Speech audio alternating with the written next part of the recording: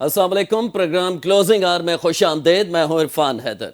नाजरीन, बरतानवी जरीदे the economist की खुसूसी report जिसने बानी पीटीआई की तीसरी शादी, हुकूमत के फैसलों पर रूहानी असर रसूख और हसास इदारों के किरदार पर नए सवालात खड़े कर दिए हैं।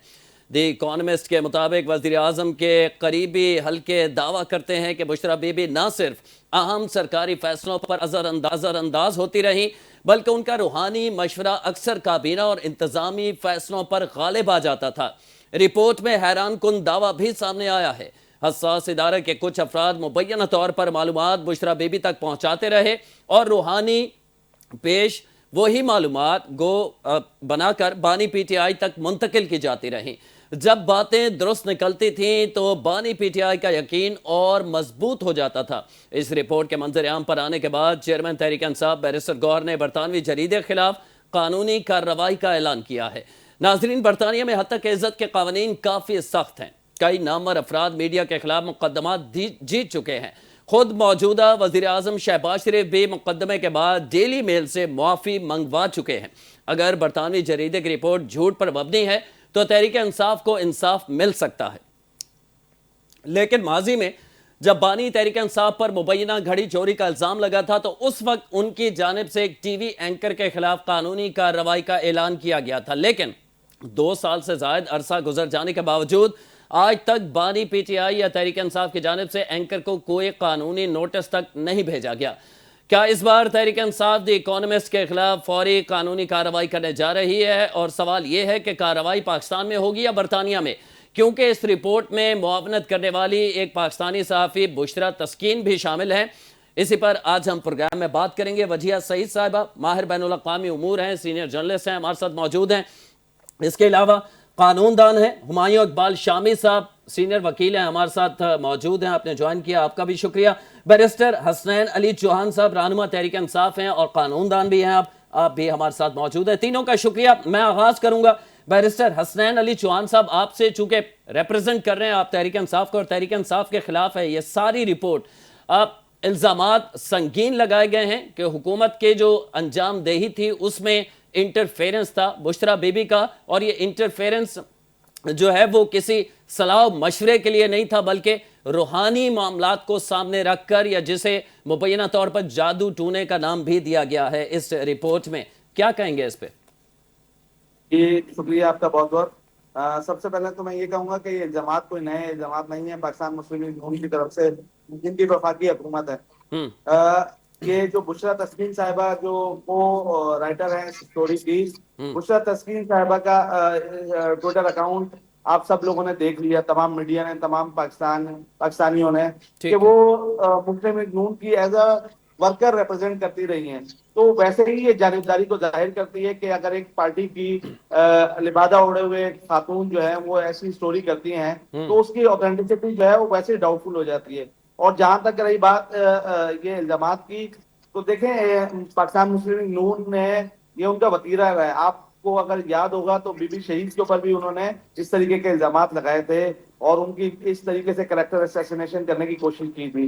तो ये तो पाकिस्तान मुस्लिम लीग नून के डीएनए में शामिल है कि खवातीन को जो है वो वजीर दिफा जो मौजूदा है वो असेंबली में खड़े होकर किन किन अलकाबात से जो है वो खवातीन के बारे में यूज कर चुके हैं, और इनके बहुत सारे लोग। लेकिन ये तरीके इंसाफ ये हुकूमत की जानिब से या नून लीग की जानिब से नहीं है ना, ये तो एक इंटरनेशनल जरीदा कह रहा है। अगर गलत कह रहा है तो जाहिर है कानूनी कार्रवाई का इरादा आप ऐलान कर चुके हैं। कब तक करते हैं ये देखना।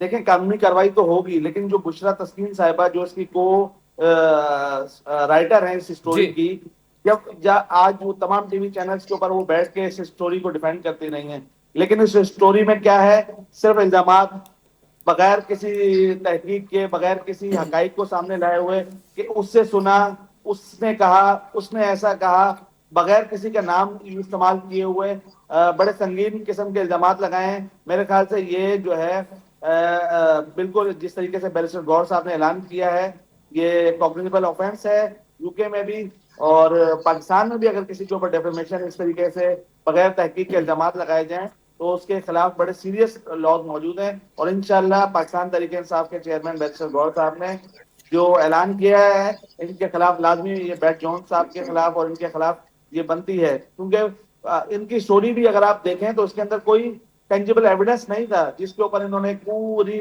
स्टोरी खड़ी की।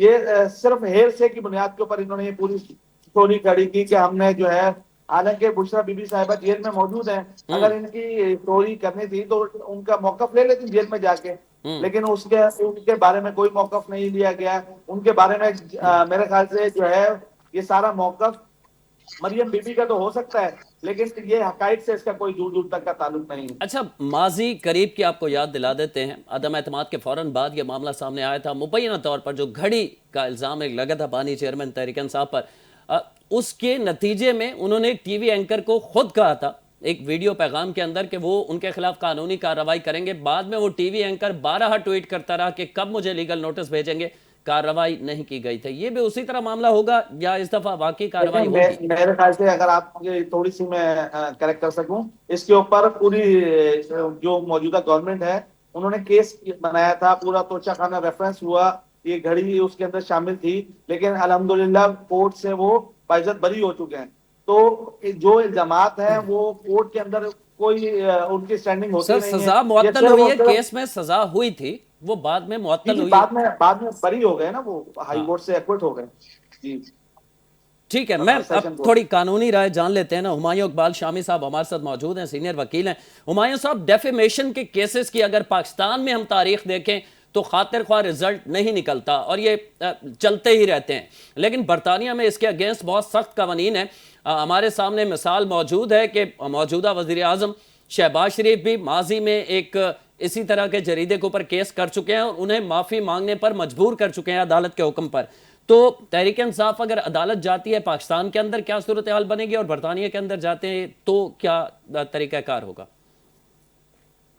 बहुत शुक्रिया आपका। देखिए, ये डेफेमेशन के cases basically law of tort का हिस्सा हैं, जो कि पाकिस्तान में लॉ ऑफ टॉर्ट तो मौजूद है, लेकिन बुनियादी तौर के ऊपर कुछ ज्यादा उस पर लोगों का, एक तो हमारे यहाँ आम तौर के ऊपर ये लोगों को अवेयरनेस ही नहीं है कि अगर आपका कोई नुकसान होता है या कोई आपकी डेफेमेशन होती है या कुछ होता है तो आप कैसे, क्या आपके पास रेमेडी है, क्या आप रिलीफ ले सकते हैं। और दूसरी बात यह, कोर्ट्स भी इस मामले में उसकी जो उन्होंने तरीकाकार रखा है जांचने का और उसको उसके साबित करने का, वो बड़ा मुश्किल रखा हुआ है। और आमतौर के ऊपर कोर्ट भी इसको बहुत ज्यादा सीरियसली हमारी यहाँ की कोर्ट्स नहीं लेती, लेकिन यूके वगैरह में ये बहुत ज्यादा है। और वहाँ लॉ ऑफ टॉर्ट्स जो है बहुत ज्यादा है। वहाँ तो इतना ज्यादा है कि अगर आपका मतलब आपके घर के बाहर अगर वो जगह कोई शख्स स्लिप हो जाता है आपके घर के यानी बिल्कुल आपकी बरामदे के सामने, और तो वो ये आपकी गफलत कराएगी कि आपने वहां स्लिप क्यों छोड़ी, क्यों आप वो जगह ऐसी नहीं क्यों बनाई कि वो स्लिप होने से बच सकता, तो वो डैमेजेस क्लेम करता है और बड़ी जल्दी मिल भी जाते हैं उसको। तो इस किस्म का पाकिस्तान में इस किस्म के जो कानून है वो 3 तरह के कानून है। सबसे पहले तो ओरिजिनली सीपीसी में आपके पास एक वैसे ही डैमेजेस सूट कर सकते हैं, उसका प्ली आप ले सकते हैं कि मुझे डिफेम किया गया। दूसरा, पाकिस्तान में इसके अलावा जो 499 और 500 पीपीसी है, उसके अंदर आप एक क्रिमिनल भी आप एक इस्तिगासा, प्राइवेट इस्तिगासा जिसके प्राइवेट कंप्लेंट भी कहते हैं, वो कर सकते हैं। एफआईआर इसके ऊपर नहीं होती। तीसरा तो इसमें होता है, इसमें वो है जो बहुत ज्यादा इफेक्टिव भी है, और ये 2002 में एक लॉ बना था, डेफेमेशन ऑर्डिनेंस 2002। ये जब सदर मुशर्रफ का दौर था उस जमाने में ये बना था। तो उस वक्त उनका बुनियादी तौर पर इसका मकसद तो यही था कि अखबारात में जो इस किस्म की चीजें छपती हैं बगैर तहकीक के और वो आगे चला देते हैं, उसका एक बड़ा बड़ा नेगेटिव इफेक्ट भी होता है उसका, तो उसको कैसे रोका जाए। तो उसके लिए 2002 का ऑर्डिनेंस जो है वो बना था। तो वो उसमें है, उसमें तो काफी ज्यादा है। उसमें उसमें बेसिकली उसमें सजा जो है वो माली है। माली मतलब ये है कि आपको अगर आप जुर्माना अदा करना होगा। लेकिन इसमें थोड़ी सी शामी साहब, इसमें थोड़ी सी बारीकी ये है कि दो अशखास या दो ग्रोह एक दूसरे पे इल्जाम लगाते हैं तो केस डिफरेंट होता है। जब कोई सहाफती इदारा इस किस्म की रिपोर्ट देता है तो जाहिर है उसे अपनी सोर्स छुपाने का भी हक देती है अदालत। तो फिर किस तरह यह साबित हो पाएगा कि आया ये सच है या ये झूठ है? साफी अपनी सोर्स तो नहीं बताता। नहीं, मैं समझ रहा हूँ इस बात को, आपकी बात ठीक है। उसमें ये बुनियादी तौर पर 2002 का जो ऑर्डिनेंस था वो बेसिकली था ही पब्लिकेशन के ज्यादातर, उसका उस पे साफी हलकों ने बल्कि बड़ा शो भी मचाया था कि जी आप हमारी वो रोकना चाहते हैं वगैरह वगैरह। लेकिन उसमें बेसिकली जो आप जो बात कर रहे हैं ना कि वो कैसे उसको वो सोच पाएंगे और कैसे साबित करेंगे, इसमें जो चीज साबित करनी होती है उसमें डिफेंस लेना होता है। हम्म। उसको डिफेंस ये लेना होता है कि वो शख्स जो, ये पहली तो बात है, वो ये शख्स साबित करेगा कि जो उसके ऊपर इल्जाम लगाया गया वो झूठा है। हाँ, जो जिस शख्स जिस को पे के इल्जाम लगा है जिस वो शख्स साबित का जो करेगा। जिसने इल्जाम लगाया है, अच्छा। जिसने इल्जाम पहला पहला तो उसके ऊपर चला जाता है ना, हम्म। बर्डन ऑफ प्रूफ जो है, वो जो एलिगेट मतलब वो कहता है जी ये जो चीज छपी है, ये जो इल्जाम मुझ पे लगाया गया ये झूठा इल्जाम है, ये गलत इल्जाम लगाया है, तो ये इसमें ये मेरे पास ये मवाद है कि मेरे पे गलत हुआ है। दूसरी बात ये है कि फिर उस बंदे के पास उसी तरह उसी डेफिमेशन ऑर्डिनेंस का शायद आर्टिकल, वो शायद मेरा ख्याल है 7 6 या 7 है, जिसके साथ कुछ डिफरेंस है। उसमें सबसे बड़ा डिफेंस ये है कि वो ये जो जिस शख्स ने इल्जाम लगाया है या जिसने ये छापा है, हम्म। वो ये चीज साबित करता है, वो ये चीज साबित करता है कि ये जो इल्जाम है ये दुरुस्त है, ये दुरुस्त इल्जाम है, ये इसमें कोई मतलब वो नहीं है, गलत नहीं है, मैंने गलत बात नहीं की। अगर गलत नहीं की है तो फिर वो उसके ऊपर डेफेमेशन नहीं बनती। इसका मतलब है तो जिसकी खबर है वो स्टोरी, क्योंकि अखबार का काम है गलती को उठा, अगर किसी ने गलत एक काम किया है तो अखबार का काम है उसको उठाना, तो वो कहता है जी मैंने तो उठाया, ठीक लेकिन है। ये गलतियां हैं उसमें, तो उसमें जो इल्जाम लगाता है उस पर बाकायदा तौर पर जिरा होगी और उससे सारा पूछा जाएगा कि ये जो चीजें हैं, जैसे अब ये जो मैंने भी स्टोरी ये पढ़ी है, ये वाली जो इकोनॉमिस्ट की स्टोरी है, इसमें जो चीजें जो बुशरा बीबी के बारे में कहा गया है कि उनको हाँ। एक जिन था, वो जिन जो था वो एक्चुअली एक इंटेलिजेंस एजेंसी का वो था जो ये उनको ये फीड किया करता था। तो ये चीजें, इससे पहले आपको याद होगा जियो टीवी के वो एतजाज आया है उनका, वो वीलाग, एक मशहूर वीलाग है, शायद मुझे नाम याद नहीं आ रहा, उसके ऊपर ये आज से साल 1.5 साल पहले वो ये स्टोरी कर चुके हैं। यही पाकिस्तान में ये उन्होंने कहा स्टोरीज था कि छपती रही हैं। वाकई बहरहाल इसे इस नज़र से देखा जा रहा है कि अब ऐसा बरतानवी जरीदा जो 150 साल से काम कर रहा है या इससे भी ज़्यादा से, वो इस किस्म की चीज़ अगर छाप रहा है तो जाहिर है इसकी अहमियत बढ़ जाती है। इसलिए हम बात कर रहे हैं इस पर। वजिया सईद साहब हमारे साथ मौजूद हैं। चूंकि आप बैनुल अक़वामी उमूर के माहिर भी हैं और सहाफ़ी तो हैं ही, तो मैं आपसे ज़रा जान लेता हूँ, क्योंकि जो इल्ज़ामात लगाए गए हैं अब वो चीज़ें हम देखते भी रहे। अब खान साहब किसी जनाजे में शिरकत नहीं करते थे, ये भी कहा जाता था बुशरा बीबी की जानिब से। जो ओहदों पर अहम लोग लगाए गए उनका नाम ऐन से होना, ये भी हमें बताया गया था, वैसे ही होता रहा। बरतानिया जाने से मना किया, वो अपने वज़ीर आज़म होते हुए बरतानिया नहीं गए। कराची में वो कभी रात नहीं गुजारते थे, मगरिब से पहले वो घर चले जाते थे, ये भी कहा जाता था, बुशरा बीबी की जानिब से उन्हें बताया गया है। तो इस किस्म की बहुत सारी चीज़ें हैं जो इससे मैच करती हैं, जो उस टेन्योर को अगर हम याद करें तो। इस पे वजिया सईद साहब आपका क्या मौक़िफ़ है? देखिए इरफान, ये जो चीज आपने बात की है ना, इकोनॉमिस्ट का जो आर्टिकल छपा है, इसके अंदर जो बातें कही गई हैं, ये बातें हम उस दिन से सुन रहे हैं। 1 जनवरी 2018 से जब पहली दफा इनके बारे में पता चला कि इन्होंने कोई शादी वगैरह हुई है, जिसको शुरू में मीडिया से खुफिया रखा गया, बाद में सबके सामने जाहिर किया गया, तो उस वक्त से सारी दुनिया, यकीनन पाकिस्तान में, मुझे खुद बहुत शौक लगा था कि इमरान खान के बारे में जो उनकी पहली दोनों बीवियों को हमने देख रखा था, ऐसे कोई उम्मीद हमें नजर नहीं आती थी कि वो एक रूहानी पेशवा टाइप खातून से जो है वो निकाह करेंगे। और फिर बाद में वो जो इद्दत वाला मसला आया, ये सारी चीजें आई, तो इन्होंने इस बात को मतलब एक बात के ऊपर बहुत ज्यादा जो है वो उछाला गया मीडिया में, और इन्होंने इस बात के ऊपर कभी को खास एक्शन नहीं लिए। ये तो कहा जाता रहा कि ये सारा कुछ झूठ है। ये सारी खबरें जो हमने आज इकोनॉमिस्ट की इस रिपोर्ट में, एक्चुअली जो कल पब्लिश हुआ, उसमें हमने देखी हैं, लेकिन प्रैक्टिकली ये सारी चीजें जो है ना, मुख्तलिफ टुकड़ों में, बिट्स में हम लोग पढ़ते आए हैं, देखते आए हैं, सुनते आए हैं। तभी ये पता चला कि मेरे अपने बहुत सारे जो पीटीआई की जो कोर कमेटी के जो अरकान है, वो उनमें से कुछ से मेरी बहुत ज्यादा दोस्ती है। इमरान खान के जो हाउस होल्ड के जो मेंबर हैं, इनामुल्लाह खान न्याजी से लेकर सैफुल्लाह न्याजी तक, और जो उनके करीबी दोस्त हैं, वो मेरे मोस्टली जो हैं वो कुछ लोग इसमें मेरे कोर्समेट्स हैं। और बहुत सारी बातें मैंने उनसे सुन रखी हैं, जो कि उनके वादे के मुताबिक मैं यहाँ पे कोट नहीं करूंगी, लेकिन उन बातों से इस बात का हमें यकीन होता था कि इस तरह के मामला अंदर खाने चल रहे हैं। मैंने खुद जाती तौर पर एक मरतबा जो है कुछ दोस्तों के जरिए बुशरा बीबी से रब्ता करने की कोशिश की थी कि मुझे कुछ लोगों ने कहा था कि उनके पास काफी रूहानी कुव्वतें हैं। खैर ये एक अलग चीज है। तो पाकिस्तान के आपको माशरे भी में ये वजिया एक सईद साहब आम को बात रूहानी है मदद कि चाहिए जब थी। हमारे यहाँ मुश्किलात होती हैं, कुछ होते हैं, तो हम किसी पीर बाबे के पास चले जाते हैं, वजीफा कर लेते हैं जी, कोई तावीज ले लेते हैं। तो ये अच्छा। तो हमारे हाउस होल्ड का ना, पाकिस्तान के हाउस होल्ड लाइफ का एक जो है लाजमी हिस्सा है, कोई अनोखी चीज नहीं है। लेकिन काला जादू या खवातीन का या दीगर इस तरह के जो मिस्टिक्स हैं या जो लोग हैं, चाहे वो सूफी कहलाते हैं, चाहे वो जादूगर हैं, चाहे वो क्लर्गी है, कुछ ऐसे लोग जो कि अमाल के जरिए हुक्मरानों के ऊपर अपना तसल्लुत जमाते हैं ताकि अपनी मर्जी के फैसले करवा यहाँ सकें। तक वजिया तो सईद ये साहब कोई यहाँ नई तक चीज मेंशन नहीं किया है। गया है कि 5,000 साल एक दफा कहीं खान साहब को जाना बहुत था आम थी। तो सितारों की चाल बताया गया, उनके हक में नहीं है। 4 घंटे जो जहाज है वो लेट हुआ। जी, जहाज भी लेट हुआ। मैं आपको थोड़ा सा हिस्ट्री से मैं आपको बताऊं वो के कि इल्जामात पहली हैं। मैं मर्तबा इसमें ना इस तरह कर लेते हैं, मैं अपना सवाल थोड़ा रिपीट कर देता हूँ, इस तरह एंगल से कर लेता हूँ कि एक तासुर ये है जो तहरीक इंसाफ के फॉलोअर हैं वो सोशल मीडिया पे ये तासुर दे रहे हैं कि बीवी से मशवरा लेना किसी भी सरबराहान ममलिकत का किसी भी मशवरे में वो गैर कानूनी या गैर अखलाकी नहीं है, शरीक हयात है। किसी हद तक ये बात दुरुस्त भी है, सही है। दूसरा जो मौक़िफ़ है जो उसके अगेंस्ट हैं तहरीक इंसाफ के या पीटीआई के, उनका ये मौक़िफ़ है कि रूहानी या इस किस्म की चीज़ें या जादू या आप कुछ भी कहें उसे, इस किस्म की चीज़ें कैबिनेट से मुशावरत या हुकूमत के कारहाय हुकूमत जो हैं, जो काम है हुकूमत के, उन्हें चलाने के लिए इस किस्म की मशवरे या इस किस्म की चीज़ें मुल्क को या हुकूमत को नुकसान देने की बाइस बनी हैं।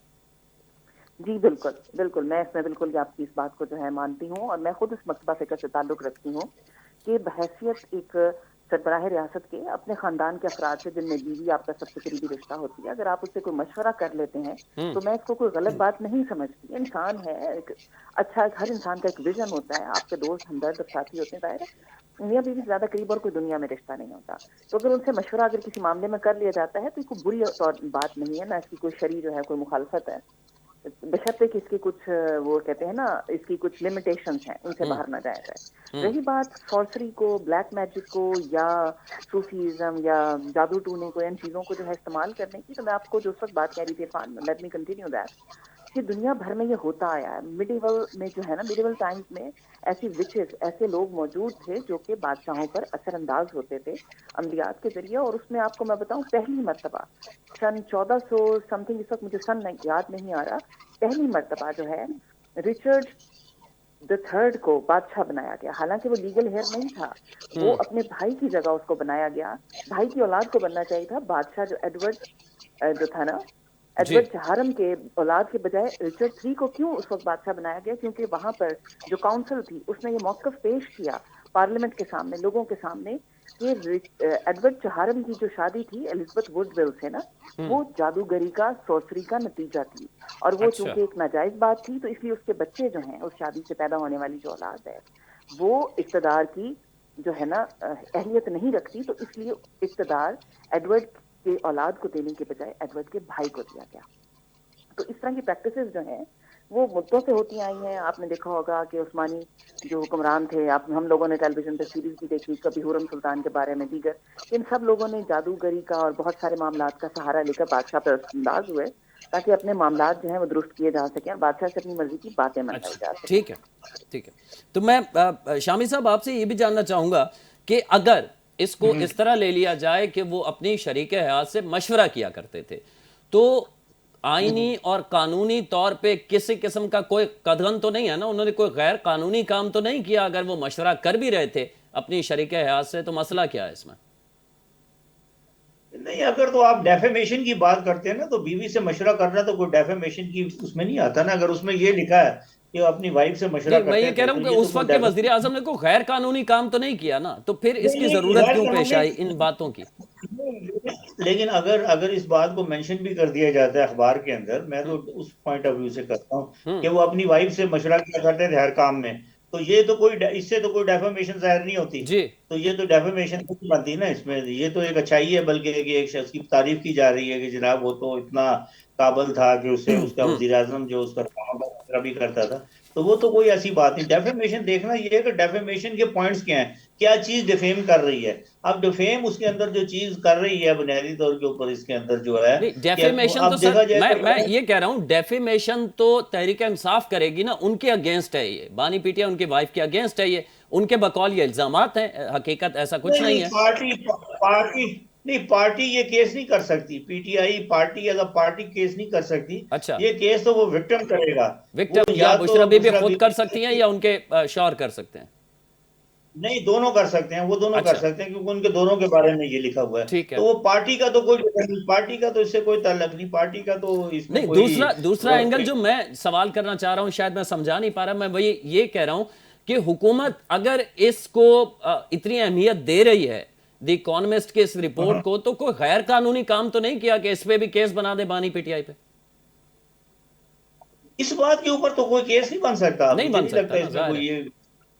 ये नहीं, यहाँ लोकल उनके ऊपर तो कोई केस नहीं बनता इस बारे में। हम्म। हाँ, अलबत्ता ये है कि वो एक होता है कि आप ना, आपने एक गवर्नर, वो तो ऑलरेडी इतने ज्यादा केसेस इतने बने हुए, और उसमें मेरा ख्याल है ये चीजें तो शामिल है, ये जो आपका ये तोशा खाना वाला केस है, कोई जी। तोशा खाना 2 जो है, हाँ। इस तो बुशरा बीबी को बाकायदा सजा भी हो चुकी है। तो वो तो उसकी, वो तो एक किस्म का, वो तो ऑलरेडी ये जो जहां नेक्सस से जहां नुकसान हुआ है, या जहां हुकूमत की कोई ये कानून की खिलाफ वर्जी हुई है, हाँ। या अगर उसके अंदर आप ये साबित करते हैं कि इसमें कोई बेनिफिट उठाया गया है। अब ये जिस तरह तोशा खाना और ये दूसरा वो जो कौन सा अलकादर केस है, 190 मिलियन इन दोनों पाउंड केसेस के ऊपर इसका लगता है, तो वो तो आ गया। तो लेकिन इस बुनियाद के ऊपर तो कोई केस नहीं बना केस नहीं सकेगी, बनता, क्योंकि जाहिर है मुझे नहीं हुकूमत इससे लगता। सियासी फायदा ही उठा रही है, हम यही कहें। वो तो ऑब्वियसली वो तो हर कोई, आपको मालूम है, वो तो करेगा, जो भी जिसका मुफाद होगा उसको जिसका चलेगा, जहां दाव इसमें तो लगेगा कोई। वो करेंगे। अच्छा, मैं हाँ, हसनैन चौहान साहब, मैं आपसे ये जानना चाहता हूं कि ये केस के हवाले से कोई बातचीत हुई है? बैरिस्टर जो गौहर साहब ने ऐलान तो कर दिया है केस बरतानिया में होगा, पाकिस्तान में होगा, क्योंकि एक खातून जिन्होंने इस स्टोरी को मालूमात इकट्ठी करने में उनका ये क्लेम है कि उन्होंने बुशरा तस्कीन साहिबा, उन्होंने अहम किरदार अदा किया है, तो पाकिस्तान में उन पे केस होगा और बरतानिया में अलहदा केस होगा, या सिर्फ बरतानिया में इशू किया जाएगा इनको? देखें, इसमें तो दोनों कंकरेंट जुरिडिक्शन बनती है। बरतानिया में भी हो सकता है क्योंकि बरतानिया का इदारा ही इकोनॉमिस्ट, हाँ। और पाकिस्तान में भी हो सकती है क्योंकि पाकिस्तान में इसको जो है वो हुकूमत अपने मजमूम मकासद के लिए यूज कर रही है और उसको प्रोपेगेट कर रही है। क्योंकि आज आप देखें कि इस मुल्क में एक तरफ तो आईनी बहरान चल रहा है, ऑनरेबल जस्टिस जो है इस्तीफे दे रहे हैं, लेकिन आज हुकूमत की तरफ से इस पूरे मामले को हाईलाइट करने का सिर्फ मकसद ही ये था कि जो एक आईनी बहरान पैदा किया गया उससे जो है वो सरफे नजर करवाया जा सके। और जहां तक आपने एक सवाल पूछा था हमारे फाजिल दोस्त से कि केस तो कोई नहीं, हुकूमत ने इससे भी घटिया केसेस, इद्दत केसेस तक बना दिए हैं, तो हुकूमत से कोई बईद नहीं है कि वो इसके ऊपर भी हुकूमत कोई ने केस नहीं बना बनाया दे। था सर, वो उनके साबिक शौहर ने बनाया था। जी जी, हुकूमत उसकी पूरी बैकिंग मौजूद थी, अता तारड़ साहब उसकी पूरी बैकिंग करते थे उस मुकदमे में। लेकिन मियां दाऊद साहब पिटिशनर तो वही थे को ना, इंगेज करवाया। शिकायत दर्ज जी कराने जी, वाले तो वही थे, जाहिर है। तो वो तो किसी को, हुकूमत ने ही उनको प्रोवोक किया था, उनको यूज किया था। तो अच्छा, हुकूमत से तो कोई भी चीज जो है वो तवक्को की जा सकती है, क्योंकि ये इनका ट्रैक रिकॉर्ड भी ये रहा है कि इस तरीके से खवातीन के बारे में कैरेक्टर असैसिनेशन ये लोग करते हैं। सर तहरीक इंसाफ का भी कोई अच्छा नहीं है इस हवाले से मामला। मैं सोशल मीडिया पे हम भी भुगतते हैं, और अगर कोई ऐसी सोशल मीडिया की हम बात तो फैक्ट देखें शेयर कोई, कर दें जो लेकिन तहरीक अगर इंसाफ के पाकिस्तान खिलाफ तहरीक जा रहे हो, इंसाफ तो के फिर कोई हमारे साथ क्या होता है, ऑफिशियल खवातीन के साथ क्या प्लेटफॉर्म होता है, से कोई ऐसी खवातीन बात जर्नलिस्ट की के गई साथ हो, क्या होता है, इसकी मिसालें नहीं मिलती। उसका बहरहाल हम उस तरफ नहीं जाते। मैं जी चूंकि माजी की मिसालें मौजूद है ना हमारे पास, कि मैं नाम ले लेता हूं, मारूफ एंकर हैं शाहजेब खानजादा, कहा गया कि हम आपके खिलाफ केस करेंगे, बानी पीटीआई ने खुद कहा, लेकिन कानूनी कार्रवाई किसी किस्म की कोई नहीं की गई उनके खिलाफ। फिर वो अदालत के अंदर साबित हुआ कि घड़ी का जो मामला था वो वाकई एक गैर कानूनी अमल था और उसमें सजा हुई। बाद में चूंकि सजा जब कम होती है 3 साल से, तो वो सजा मुअत्तल हो सकती है, तो वो मुअत्तल हो गई। अलबत्ता उसमें 5 साल के लिए उस बुनियाद के ऊपर भी, उस केस की बुनियाद के ऊपर भी नाअहल जरूर है अभी भी बानी पीटीआई। तो ये चीजें इस किस्म की होती रहीं।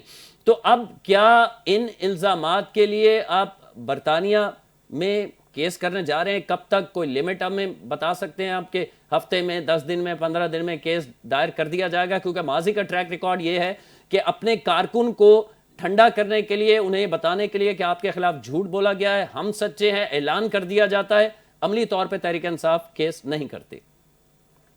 देखिए, हमने तो जितना ये इस मामले के ऊपर मशावरत करके उसके ऊपर जो भी कार्रवाई करेंगे, लेकिन हम तो ये समझते हैं कि इस स्टोरी के अंदर सिर्फ ऐसी बातें हैं जो कि सुनी सुनाई बातें उन्होंने खुद स्टोरी के अंदर लिखा है, जो एक नॉर्मल रूटीन की बातें आप कह सकते हैं कि वो जो है ना अपने शौहर की जो है वो जो है उनसे उनसे बात किया करती थी, मशवरा किया करती थी, या कोई भी ऐसी बात। पर लेकिन जो हुकूमत उसको अपने मजमून मकासद के लिए इस्तेमाल करी, जैसे काले जादू की बात की गई, जादू टोने की बात की गई। तो देखें, ये तो ऐसी कोई बात नहीं है, लेकिन मैं ये समझता हूँ कि इसको अपने मजमून मकासद के लिए इस्तेमाल करना, ये डेफिनेटली अपने ओन ये चौधरी की defamation बात के कोई law अहमियत को रखती attract है करता तहरीक इंसाफ के लिए? क्योंकि ओन चौधरी जी? साहब आज बात कर रहे थे, आपकी कैबिनेट का हुकूमत जब थी, तहरीक इंसाफ के उसका हिस्सा थे, वो कह रहे थे कि जितनी बातें लिखी गई हैं ये मैं पहले दोहरा चुका हूं, ये बातें ठीक है।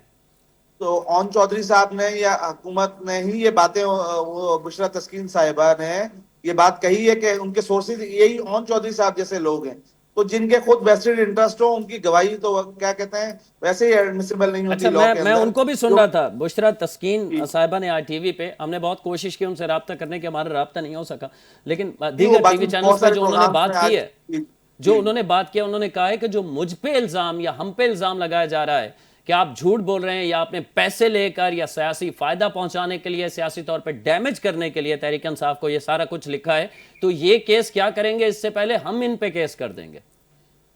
वो क्या कहते हैं कि कोर्ट्स हाजिर है, वो भी कर सकती है अगर उनका कोई हाँ। ऐसा उनके साथ कोई हुआ है।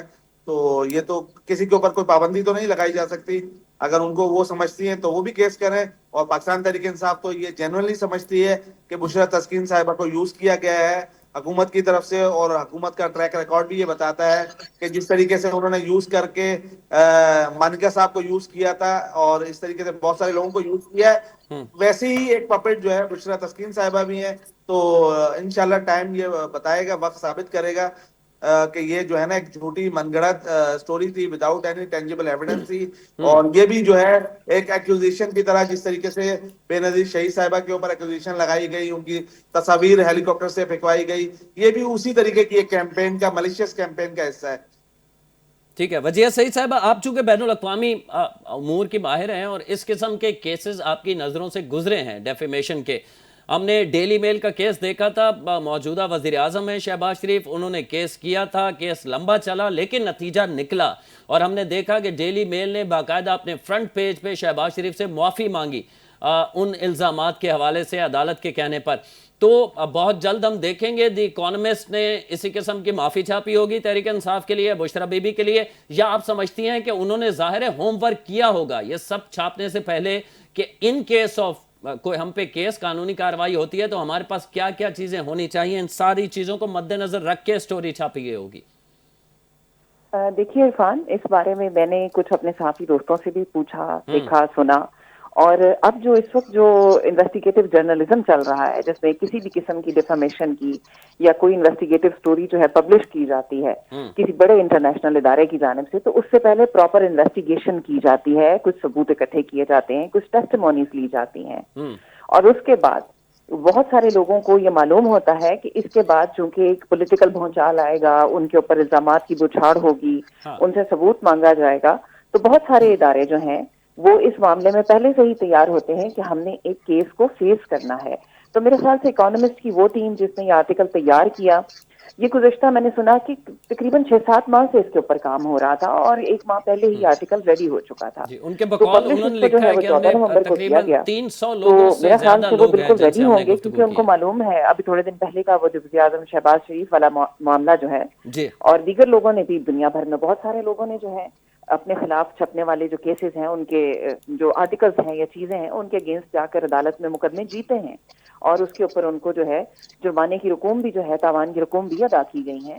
तो मेरे ख्याल से वो रेडी होंगे, और अगर ये पीटीआई वाले अगर चाहें तो मेरे ख्याल से इनको ये जो डिफेमेशन का केस है वो यूके में करना चाहिए, बरतानवी अदालतों में इसको चैलेंज करना चाहिए। और अगर हम अगले 15-20 दिन में कोई केस नहीं देखते कि तहरीक इंसाफ की जानिब से, वजिया सईद साहब, अगर अगले 10 से 15 रोज में हम देखते हैं कि कोई केस तहरीक इंसाफ की जानिब से किया ही नहीं जाता और मामला जब मीडिया से हट जाता है, सर्द खाने में चला जाता है, तो फिर इस पे बात करना छोड़ देते हैं, अगर ऐसा होता है तो फिर इसे क्या समझा जाए कि वो इल्जामात दुरुस्त थे? देखिए, अगर ये इल्जामात वाकया में, हाँ बिल्कुल, अगर आप जो है ना एक बात कहते हैं कि अगर तुमने ये बात की तो मैं इसके ऊपर तुम्हारे पे केस करूंगा, आप केस नहीं करने जाते तो इट मीन्स कि आपके अंदर इतनी जरूरत नहीं है कि आप उसको चैलेंज कर सकें। आपको मालूम है कि आपके अगेंस्ट जो है वो कोई ना कोई चीज पेश कर देंगे जिससे आप ये केस हार जाएंगे। वजीर आजम साहब ने जब ये मुकदमा किया गया था पाकिस्तान में, कितना पॉलिटिकली इसका फायदा जो है पीटीआई ने उठाया था, हमें याद है, हम सब पढ़ते आए हैं। कहा जाता था कि ये केस हार गए हैं, डेली कहा जाता था कि इन्हें शर्मिंदगी का सामना करना पड़ा, लेकिन जब फाइनली उन्होंने केस जीता तो उसके बाद इनकी बोलती बंद हो गई।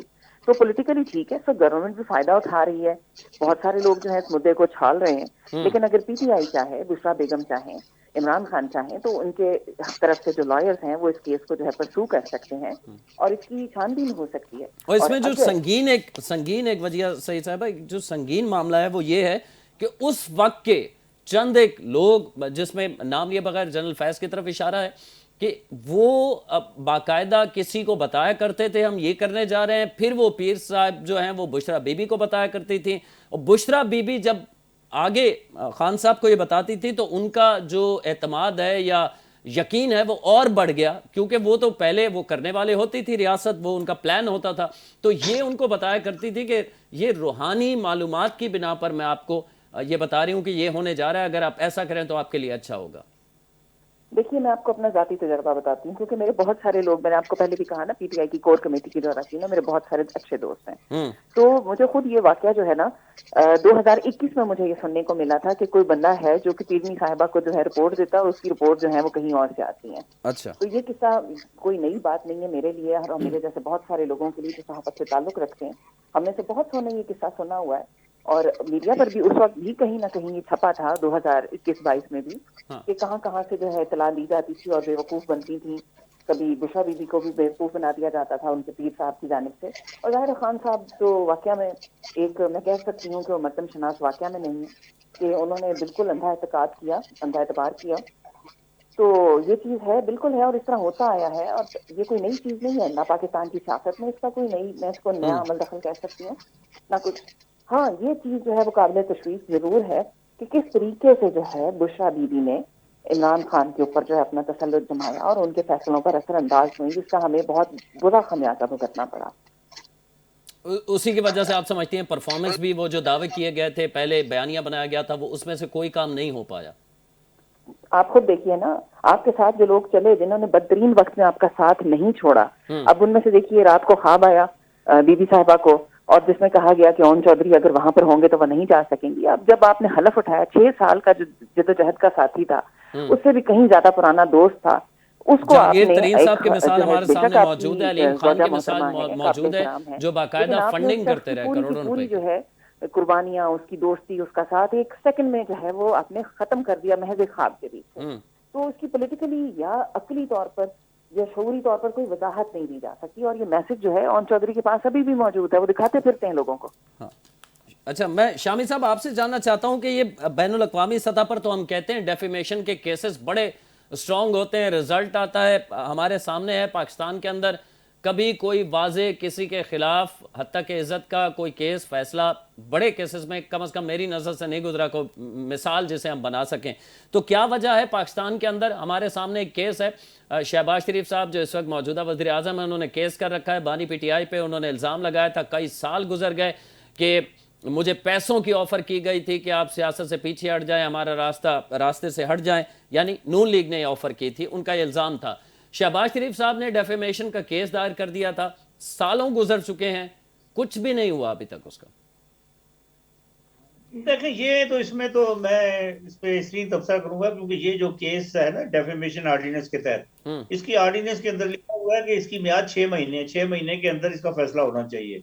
और इवन इसकी जो अपील दायर होती है हाईकोर्ट में, उसका भी फैसला 3 महीने के अंदर होना चाहिए। तो आप समझते हैं कि इन केसेस को और अच्छे तरीके से अदालतों को लेना चाहिए कि कोई किसी की इस तरह पगड़ी ना उछाल सके?